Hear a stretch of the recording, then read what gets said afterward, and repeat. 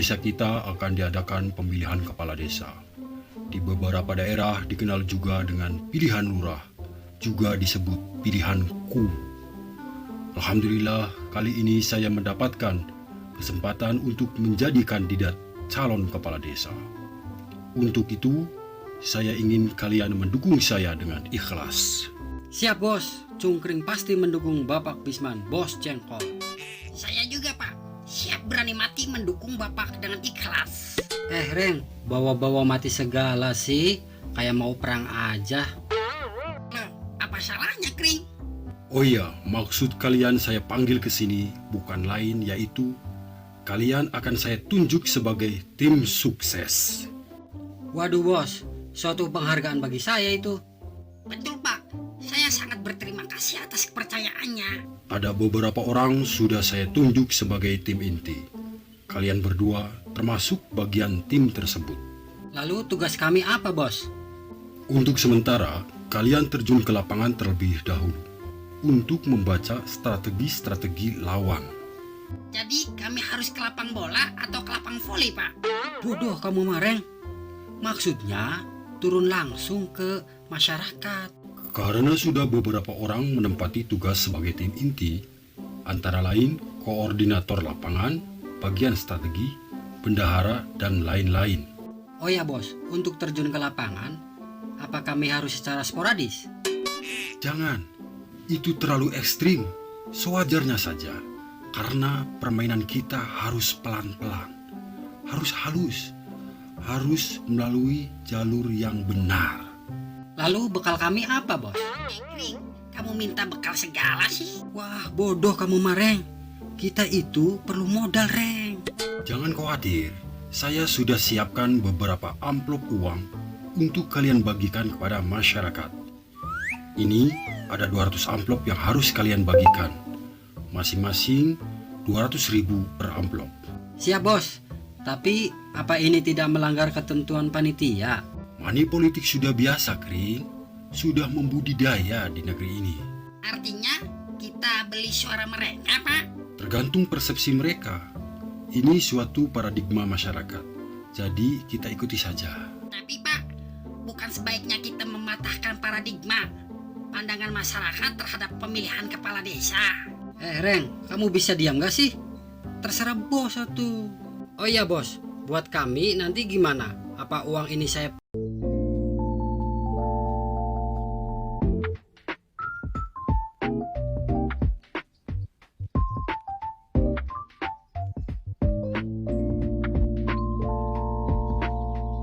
Assalamualaikum warahmatullahi wabarakatuh. Di sini saya akan mengemukakan pendapat saya tentang demokrasi, yaitu demokrasi adalah suatu pemerintahan yang mengambil keputusan-keputusan penting secara langsung atau tidak yang didasarkan kepada kesepakatan masyarakat. Demokrasi dibagi menjadi dua, yaitu demokrasi secara langsung dan secara tidak langsung. Demokrasi secara langsung adalah demokrasi yang dijalankan bersama-sama oleh masyarakat, contohnya seperti pemilihan umum yaitu RT, RW, kelurahan, atau presiden. Dan yang kedua secara tidak langsung, yaitu demokrasi yang dilakukan hanya dari keinginan masyarakat yang dilaksanakan oleh para parlemen. Saya juga di sini telah wawancara dengan beberapa teman saya secara virtual dan inilah pendapat mereka tentang demokrasi.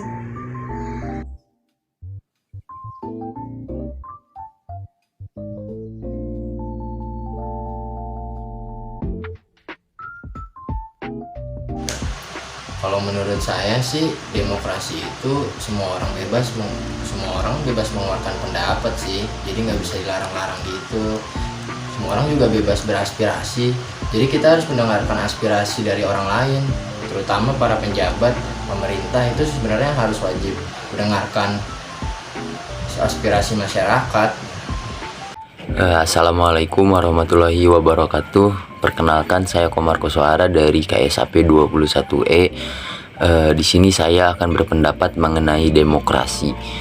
Menurut saya negara Indonesia ini adalah negara yang tepat menjadi salah satu negara demokrasi.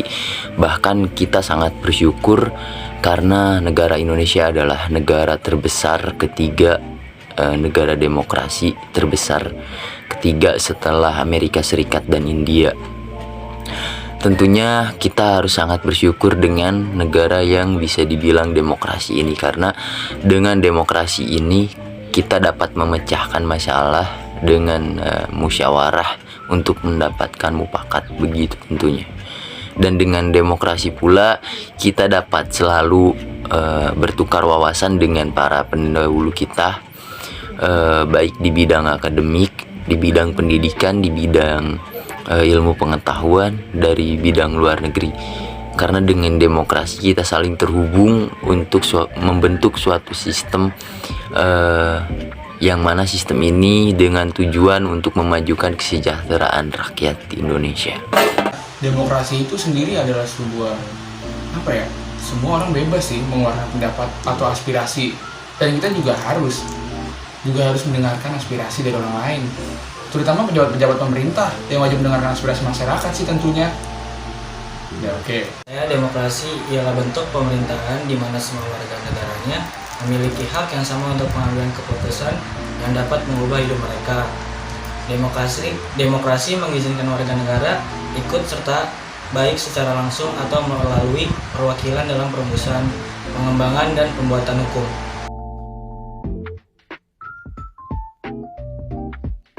Kalau menurut saya demokrasi di Indonesia ini belum berjalan dengan sepenuhnya, karena tidak semua keputusan pemerintah dirundingkan terlebih dahulu bersama rakyat, dan rata-rata keputusan pemerintah itu juga tidak sepenuhnya disetujui oleh rakyat, dan Pancasila di Indonesia ini belum terlaksana sepenuhnya karena masih ada perpecahan di antara rakyat Indonesia. Jadi kalau menurut saya demokrasi di Indonesia itu udah berjalan dengan baik, tapi adanya sistem pemilihan umum, namun secara mendalam demokrasi belum berhasil di Indonesia, belum bisa diterapkan secara sepenuhnya karena banyak penjabat tinggi yang lebih mengedepankan pendapatnya sendiri ketimbang pendapat para rakyat. Demokrasi di Indonesia sudah berjalan dengan baik sebenarnya. Ada sistem pemilihan umum, namun secara mendalam demokrasi belum berhasil diterapkan secara penuh. Karena banyak pejabat tinggi lebih mengedepankan pendapat sendiri ketimbang rakyat. Agar demokrasi di negara kita ini berjalan dengan baik, tentunya kita harus memberikan kesempatan kepada warga negara untuk melakukan demokrasi, baik secara langsung atau melalui sistem yang mereka inginkan. Artinya di sini kita harus memberikan ranah yang luas untuk masyarakat agar bisa berdemokrasi dengan sebaik-baiknya. Dimulai dari hal yang paling kecil, tentunya untuk mendapatkan hal yang lebih besar dalam berdemokrasi. Terima kasih. Wassalamualaikum warahmatullahi wabarakatuh.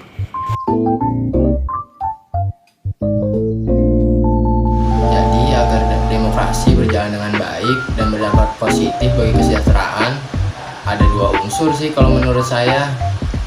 Unsur-unsur utama itu kebebasan dan penegakan hukum. Kalau kedua hal ini harus jalan dengan beriringan dengan kebebasan yang dibayangi oleh supremasi hukum. Agar demokrasi berjalan dengan baik dan berdampak positif bagi kesejahteraan, ada dua unsur utama sebenarnya, kebebasan dan penegakan hukum. Kedua ini hal harus berjalan beriringan sih dengan kebebasan yang dibayangi oleh supremasi hukum. Penegakan hukum harus menjadi panglima tertinggi dan tidak boleh sembarangan.